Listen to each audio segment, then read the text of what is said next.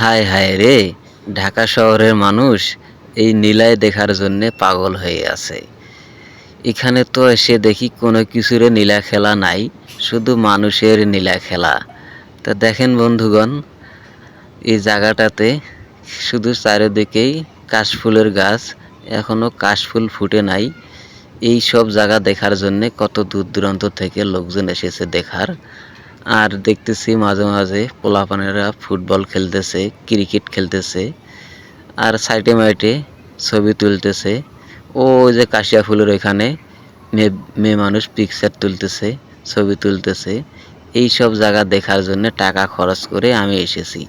গ্রামে এত সুন্দর সুন্দর জায়গা আছে, সেই সব জায়গা মানুষ বছরে 6 মাসও যায় না ঘুরতে।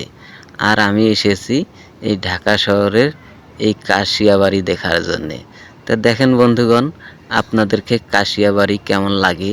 সেই কাশফুল তো এখনো ফুটে নাই, কাশফুল মনে হয় আরও দেরি ফুটবে। তার ফাঁক